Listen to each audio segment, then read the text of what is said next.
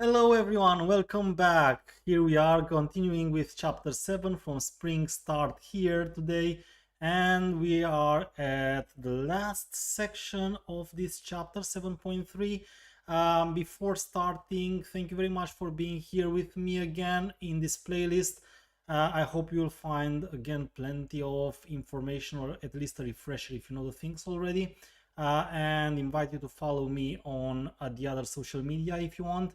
And of course, if you are here with me live, remember that you have a live chat, which I always keep an eye on. So if you want to start discussions or ask questions in the live chat, you are free to do that. I'm going to share my screen. So I'm already here on the live book on the third section actually starts here from chapter 7, and this is where we remained last time. So we've been discussing sections 7.1 and 7.2, where we made an introduction on what a web application is in general and how we think about web application with Java.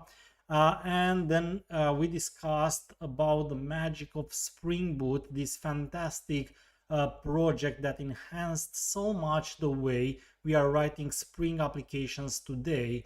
And we went through these two sections because from now on we will use both of the things we've learned in them. So first of all our applications, all the things that we discuss in this second part of the book are in a web app. And secondly, all of them will be implemented using Spring Boot. And the reason you already know, we've discussed as well in the previous previous lesson, that Spring Boot enhances so much the way you create the application and work with it through the convention over configuration approach. So remember, what Spring Boot does is to come with some convention pre-configured out of the box, so that you have to only change what is particularly different from the convention. This is because in 99% of the cases we have observed that we've been using the same technologies. So most of the developers used Hibernate, most of the developers used Tomcat, most of the developers used JUnit. You know, there are some technologies or ways of working that most of the developers were using. So before Spring Boot, we were having frameworks like Spring. Spring was actually already quite mature, but what we have observed is that, hey, we are most of us using the same technologies. Like almost all, we are almost all using Tomcat. Yes, you have Jetty out there as well, and you have other alternatives, but the reality is the majority we are using Tomcat. We when we want to implement something with a JPA, the JPA implementation we are mostly all of us using is Hibernate. Yes, we have Eclipse Link and we have ORM Lite out there, and we have other alternatives, but Hibernate seems to really be the one we appreciate, all of us, the most. So we just happen to have it in most of our projects. So then the question was, why wouldn't we go the other way around? Let's create some kind of framework or whatever that when you create it from the beginning, you just have to tell, hey, I want a web application. And then because we know that there is a big probability that you will want Tomcat for that, it will automatically configure Tomcat, so that you have to only change that if you really don't want Tomcat. But because the probability of you wanting Tomcat is so big, there is a big chance that you will have to change less things and in particular configure and lose time configuring less things if all of these parts follow the convention and you only have to change what is to be changed. So this is why Spring Boot is so good. And besides that, it also provides you some easy ways of creating the project, easy ways of interacting with observability. Spring Boot comes with the Spring Actuator part out of the box, which as we will discuss later, allows you to easily plug in your application in an observability ecosystem, which is really important today. So that's why we discussed web apps, and that's why we discussed Spring Boot. And then in 7.3 now we start with our first web application to understand the Spring MVC design. Very important to understand it, so to know from the top of the mountain which are the components and what should we expect. And then in chapter 8 we will discuss more about implementing web applications, and then in the next chapters we'll discuss as well about REST services. And you will see, as I have promised you previously, that they both use the same design behind the scenes, so there's only one component hiding. Hi everyone, very happy to have you here. Remember, if you want to discuss in the live chat, I always keep an eye on the live chat. Very happy to be here with you. Yeah, so we were discussing about Spring MVC, which MVC actually stands from Model View Controller, which is the design pattern on which this whole module of Spring has been based from its design. It started from the MVC approach, and as you will see, so we will have some diagrams that will help us easily visualize. We will actually map, what we will do is to map some view to a given method that implements an action, which is part of what we name controller. So that's why we call it view controller, no? Because the page that you design, it is the view. It's called a view because that's basically what the user sees, and then you link the view, so the nice design, to an action, so to what really happens when the user interacts in a way or another with the view. And then of course we have an M here, which is the model, which is basically the part modeling the data exchanged between the view and the controller, because you need to model the data somehow. If you have a product, you need a class that designs the product, you need a class that models the product, that tells your application the product has a name and the price, and I don't know, whatever it has, no? Or if you have a car, it has a color and I don't know, a brand. And so you need objects that model the data used by the application. So in this case, displayed by the view and exchanged between the view and the controller, which the view which shows the data and allows the user to interact with actions, and the controller that knows what to do with the data.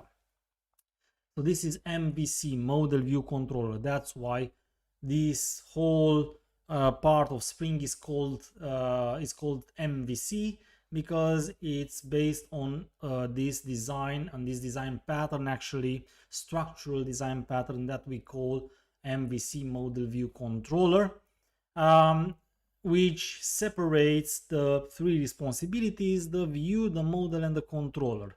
In this figure, so the 7.15, so the first that we analyzed today, we can see on the left hand side is the view, and on the right hand side, so this point 2 here, is the controller.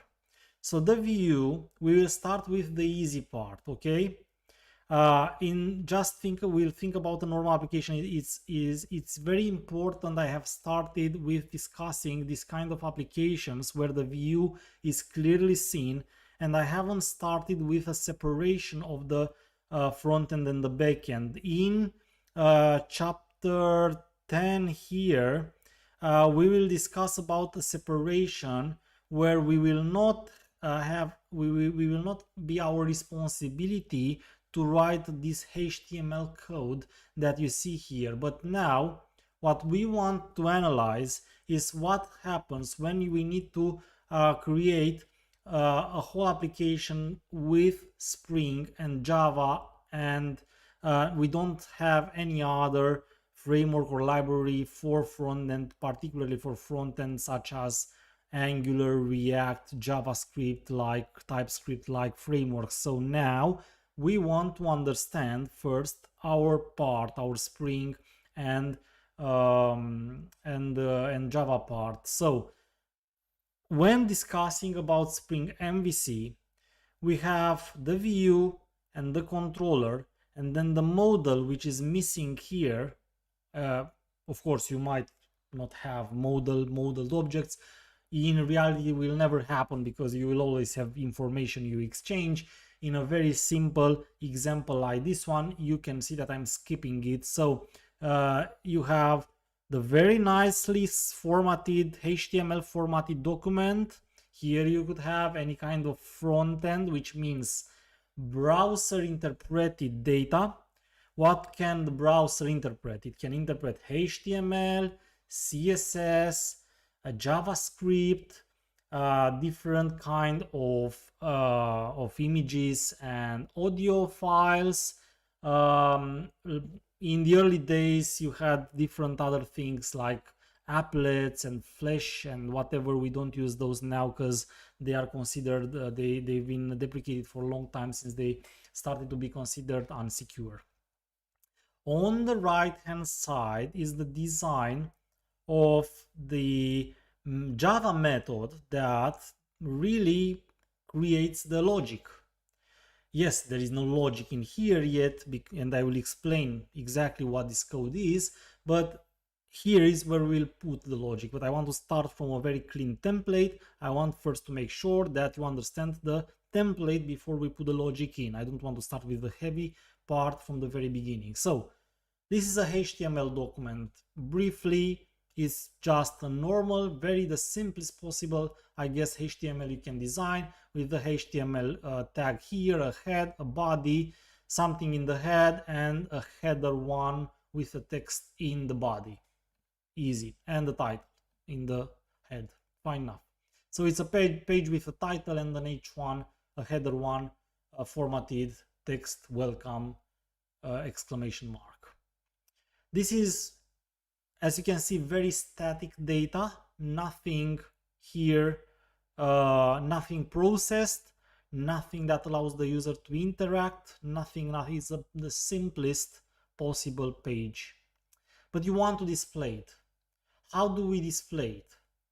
If we want to display it from a Spring application, we need to link this view to a controller. We need to create a link between the controller and this view. So this page, which is the view definition, will be stored somewhere in your project, and this I will tell you exactly where immediately. This will be the same somewhere in your project, and then we need to make sure that we explicitly tell our Spring application that this is a controller, so that it can have methods that are designed to map a URL to a view.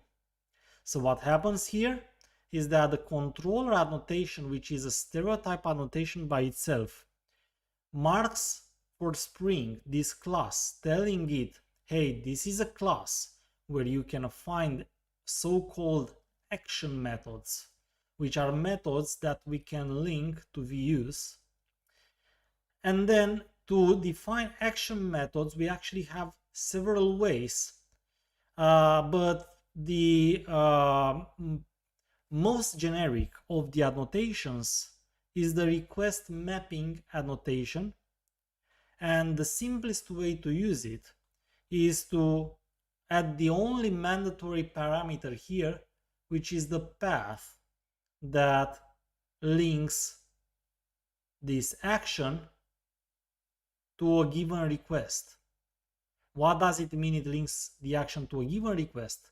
It means that when this app is running and it acts as a web application, when from the browser you will say /home, like for example, if your application runs locally, it will be localhost some port /home, then automatically this method will be called.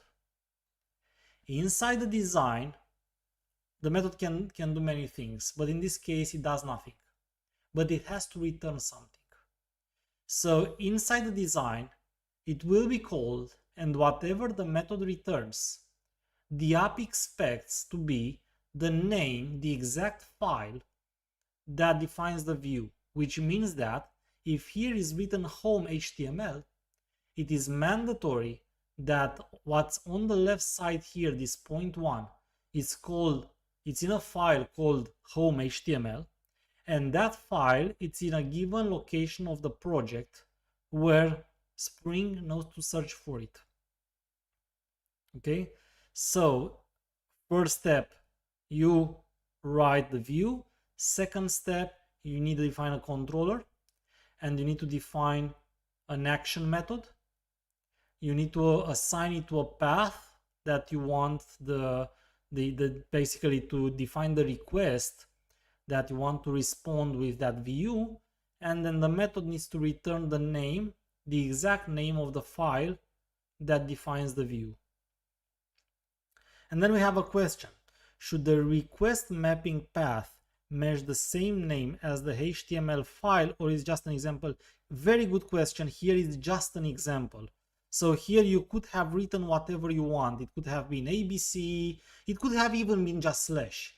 If you put just slash, which is called also the root, it means that if you will go on localhost slash or simply localhost, then it will automatically direct to this page. So no, this is just, in this case, this is just it just happened, note that they are the same. So what is important is this is the same with the file name here, but the path can be any path you want. Okay, very good point. Actually, in the second edition, when I will write the second edition, I will make sure I will change this example, because I find it confusing now that you tell me, hey, maybe others thought the same. So no, the path can be any path. Okay, this path is irrelevant.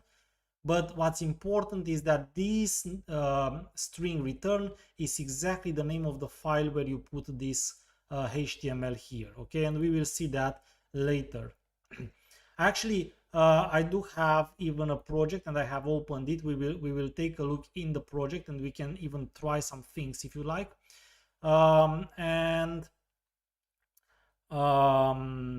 Yeah, so this is the text, and then this is the controller, and I think the best is I'm just going to IntelliJ now. So I'm showing you the project itself and explain some of the things here. So what have I done here? This is I want to start from the POM XML. I'm going to show you immediately everything. The HTML files are here in the resources, but you will immediately see them. So no worries. I'm going to go through all the details and even run these applications. Okay.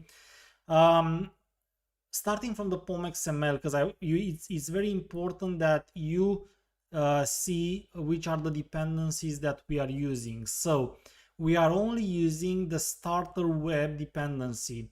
Do you remember the discussion from the previous lesson where we stated what a starter is?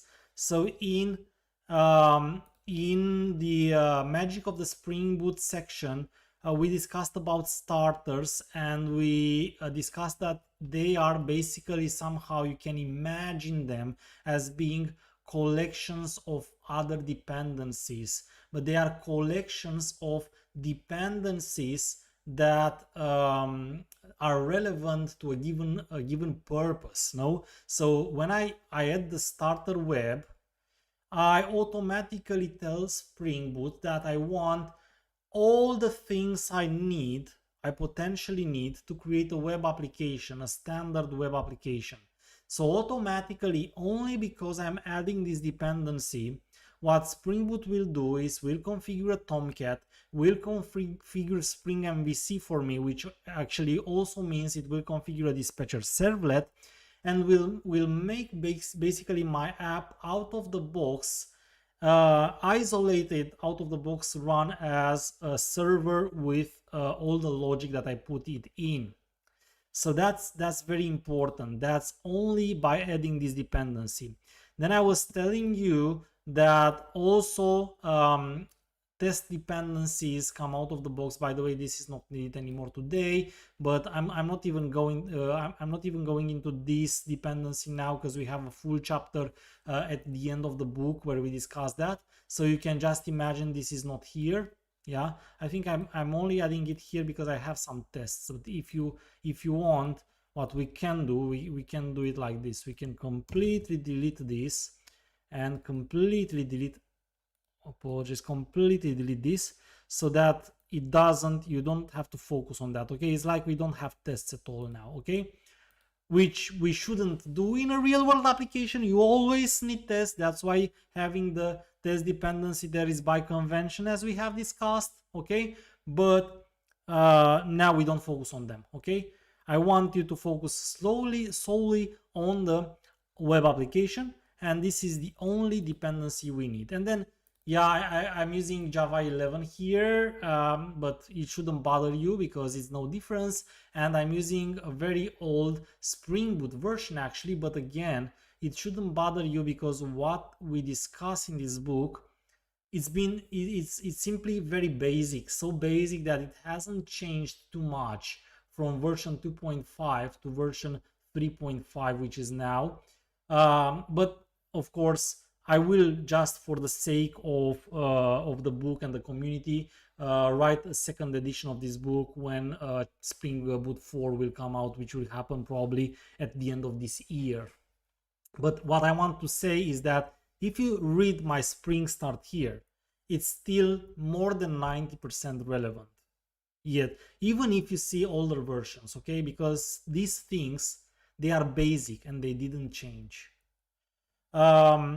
Okay, so going back, so I don't have a JDK, so actually I don't even have a Java 11 anymore, so I'm just gonna put a 21 here, and then I think I need to put a 21 as well here. Where is it? And try to use it. I hope my IntelliJ will not or might have not cached anything, because sometimes IntelliJ does that, and then the app doesn't run and they have to clear cache and stuff like that. But if we are lucky, this didn't happen. So then you see that you will see that we can run it with Java 21 here, and basically it's the same thing.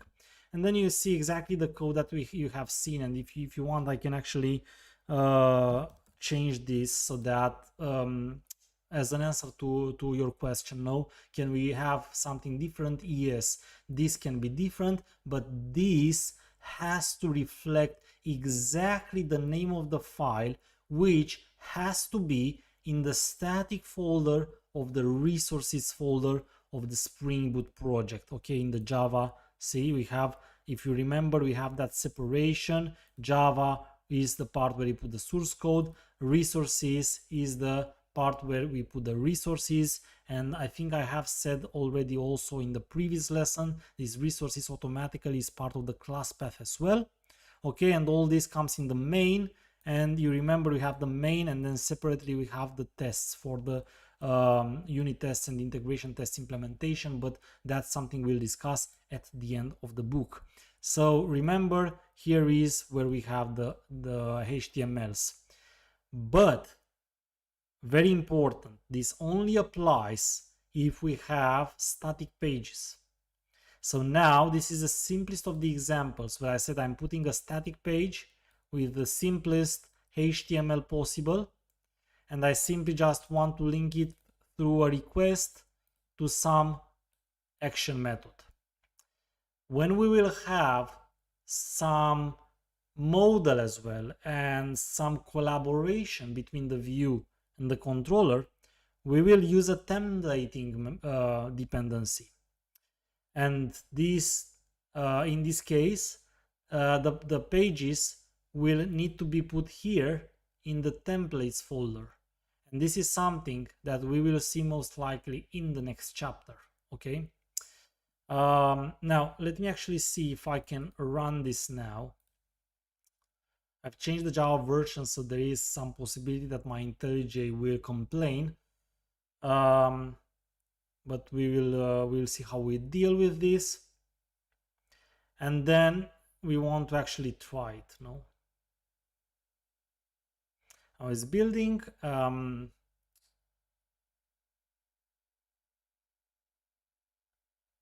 hopefully it won't take like a life for that. My computer was particularly slow lately for reasons I can't explain. And okay, meanwhile, so remember this controller annotation. It is a stereotype annotation, but very importantly to remember, you cannot simply just replace it with any stereotype annotation. So if you put a component, for example, here, it will not work. It has to be a controller, because controller is like component. It also does what component does. It creates a bean, so it adds an instance to the Spring context. But it does a little bit more than that. It tells Spring Boot here that this is not any kind of a class. This is a controller class, which means that this is one of the classes. It has to look for action methods. So if you would change this annotation with a different one, then what basically Spring Boot would do is avoid this class, so it will not find this mapping anymore. And then you can see that my application started, and it nicely actually started on Java 21, so fortunately it compiled correctly. Automatically it starts on port 8080 because this is a convention. If you'd like, you can change the port in the application properties, and I think this is something that we have discussed also in the previous episode. And then what you can do is you can go here and just open a page and say localhost ABC, in my case ABC, and sorry, 8080, okay, 8080, and this is it. Yeah, this is the welcome page, home page, welcome page. So what happens is that this path /ABC now has been sent in as a HTTP request to whom? To Tomcat. Tomcat, who is the dispatcher servlet. Tomcat, who has been automatically configured here and started on port 8080. You can see this also in the logs and in the startup logs here. So my browser send the request, the HTTP request, to Tomcat, and Tomcat, who is a servlet container, had a servlet configured, which is called a dispatcher servlet. And this servlet has been configured as well by Spring Boot, because Spring Boot, as we discussed, does a lot of magic. The dispatcher servlet found the path ABC to be linked to this method, so called this method, and then the value the method returned has been processed and transformed. Basically the value returned is the name of the page has been searched, and the content has been transformed into the body of the HTTP response. The browser got back the body, interpreted the HTML, and then you see exactly a page with the title and then h1, which is what we do here. This is the h1, this is the title. Okay, so I think going back to the book, we will have some more diagrams, hopefully. If not, I'm gonna go up to where I've discussed that. So yeah, this is telling you everything that I have already told you. Okay, and this is the diagram I wanted. Excellent. So this is what we will discuss next. I see another question. So is that home method a get request by default? Excellent question. Excellent question. Very good. I was actually about to tell you that. So I've been using request mapping annotation. This request mapping annotation, we will learn a little bit more annotations, but let me start with from the very first and the simplest. It has multiple parameters. The most important parameters are the value, which is the alias for the path, and the method, which by default is treated as a get. Okay, so what I could have done here is that I could have said value is ABC, or usually if you do that, is better you use actually the path. You see here in the request mapping, these two have been aliased one to the other.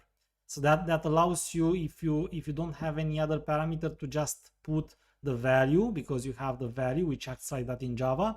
But in case you use it with multiple parameters, the recommendation is use path, because it's clear what it is. If you put value, it can be a little bit confusing. No, you say path ABC and method, and then you can choose a different method. By default, you have get. So that's why, exactly as you say, so when I haven't provided this parameter, automatically it acts as a get. So it's not, in any HTTP request has two very important things, mandatory things. One is the path and one is the method. So you always have to provide both. But the request mapping annotation has been made such in a way in which, if you don't specify, for example, if you don't specify the path, it will be slash. If you don't specify the method, it will be get. So that's why it has been working with a get for me. But if I want it to work with a post, then I can change this to a post, and then it will work with a post or a put or a delete or a patch or whatever I want to, whichever action I want to link to this request. Excellent question. And then further, with dynamic data in the HTML using timeleaf, we will go later to timeleaf. For example, how do we perform a post or put? You will see that. You will see that in one of the next examples. Okay, so I promise you, it's chapter 8. That's where you will see that. So now we are getting still on the simplest of the examples, but we will deal with the timeleaf and with post, put, delete, and other methods as well. Okay. So now I'm gonna go back, because before we go to something more complex, okay, I really want you to understand what's behind the scenes. Remember what I'm always telling you. So if you want to be a real developer, a real specialist, a real expert, it's not enough just to know that you put a request mapping there and at controller and that's working. You need to also know to understand how. Okay, it's like I already gave you this analogy. It's like being the driver of a car, or rather than being the mechanic.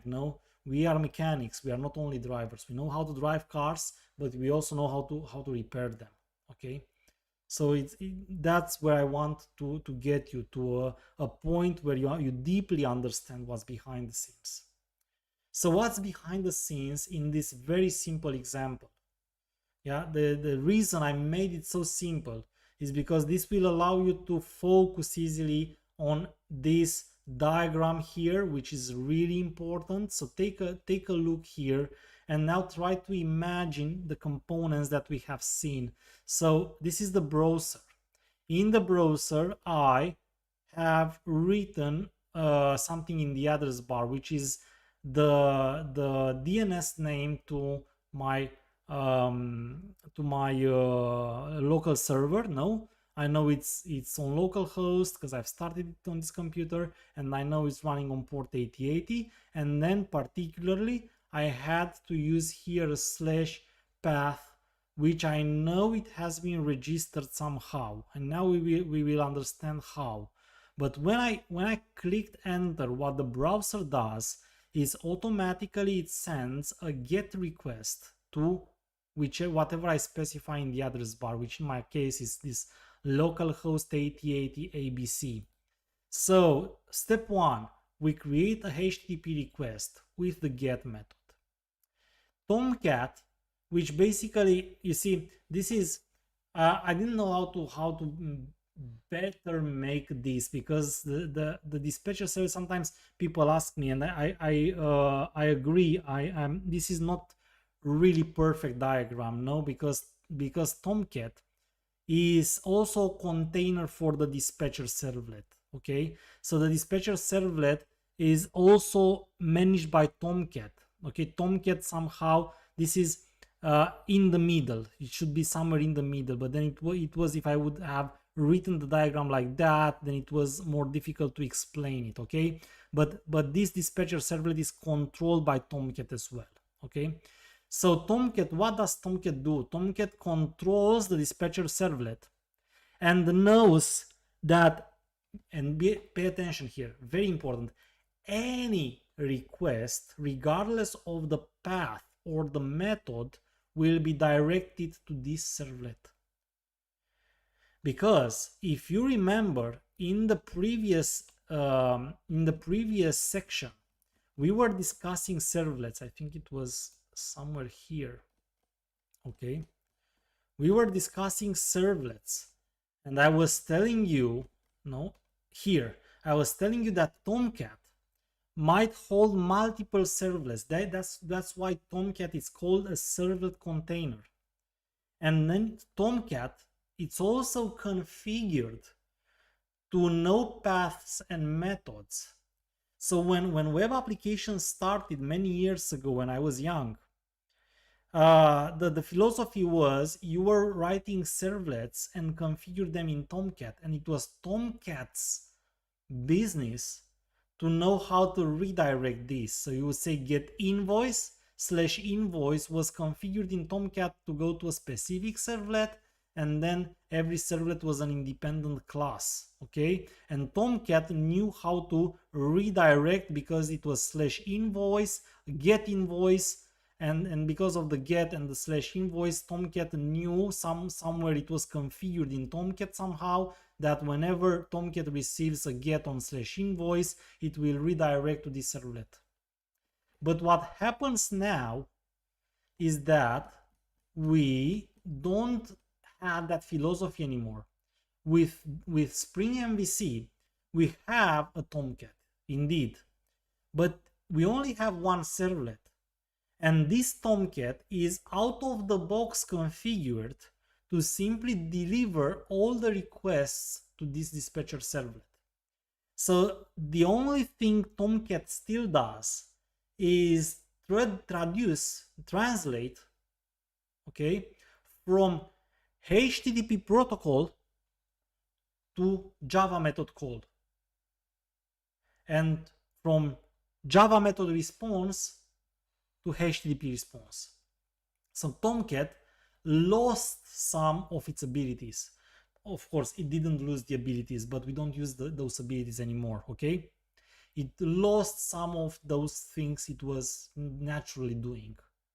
Now Tomcat is not used, at least not with Spring MVC, is not used anymore to decide whom to call. Tomcat with Spring MVC always calls the dispatcher servlet, which always is the only servlet in Tomcat configured. Who configures this? If you have a plain vanilla Spring application, then you have to configure it yourself. That was what I was doing many years ago with Spring 3, and it took me like 40 minutes to configure a web application. Today it's Spring Boot. That's why we are using Spring Boot, because you don't have to do many of the boring things that don't bring you any value, like configuring Spring MVC, Tomcat, the dispatcher servlet, and all these things. Okay, so Tomcat is designed normally to be able to redirect to several servlets, but here is configured always to direct to the dispatcher servlet, which is the only servlet, which is also managed by Spring, because that's where all these things start to link with one another. So Tomcat translates from HTTP to the method calling the dispatcher servlet, which is a Spring component. and the Spring Bean at the same time. It is in the context, so Spring can control it. Because it's a bean and Spring can control it, now when the dispatcher servlet receives the request on a get/abc, what it does, it tries to find out if you have any controller. How does it do that? Well, the dispatcher servlet doesn't have all this logic built in. It could have had, but it's better, as we have learned and you have heard me in other lessons and videos and presentations, it's always better to segregate the responsibilities. Remember, when we are writing a design, it's always better to fulfill solid principles, and one of the solid principles is a single responsibility. So the dispatcher servlet has the responsibility as a manager of controlling here all the process, but it doesn't do by itself all these things, just because it's better to segregate the responsibilities and have objects with independent responsibilities to enhance the maintainability of your application, the maintainability, the testability, and so on. The dispatcher servlet uses an object called handler mapping. This object, called the handler mapping, has its purpose to search for the mapping. The question it answers is there any controller or any method in a controller that answers to /abc get? So it finds basically your method here. It finds this controller and the method inside, and then it tells the dispatcher servlet, hey, this is the method, call it. The dispatcher servlet then calls the method in the controller, the one that has been informed is the relevant one. The controller executes the method and then returns the name of the view. Of course, the dispatcher servlet has its own responsibility and doesn't want to be the one who's also processing the view. It takes the name of the file and asks the view resolver, is there a file configured in this project that contains the view? If yes, give me back the view that I have to translate into a HTTP response. And the view resolver finds the file in the given path that is, of course, pre-configured by Spring Boot, but you can configure a different path. It doesn't really make sense to do that, but just as a point, you can do that. The view resolver returns the content, and then the dispatcher servlet returns it to Tomcat, which translates the return value of the method, of the action method in the servlet, to a HTTP response, providing it back to the browser. The browser then, what it does, it interprets the HTML you've given and displays you the page that you have seen. So that, my friends, make the entire Spring MVC flow. This is what you need to keep in mind. The reality is that today, because we have Spring Boot and we are almost always going by convention, you mostly only have to deal with writing the controller. So that's why I have shaded the controller here to help you understand that this is the part we are providing. The rest are generally pre-configured by Spring Boot and you don't have to change them. So question, in the context of a REST controller, is the view resolver step skipped? Exactly. Well, we didn't get into that yet, but since you have raised the question, yes, this is exactly what happens. I'm gonna go here to chapter 10. Okay, we are not discussing chapter 10 okay now, but because you answered, I'm gonna very quickly show you what happens. Where is it?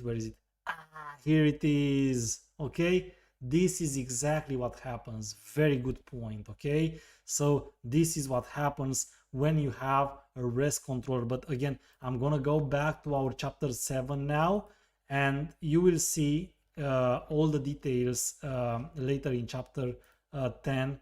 How exactly does the Spring MVC design change when you use REST controller, and what actually REST controller really is, because REST controller is actually still the controller but with a response body annotation. It's a combination of two annotations. You will see that in chapter 10, but very good point. Exactly, that is what happens. Okay, so very good. So yes, because we don't have HTML files, this is completely skipped. Good.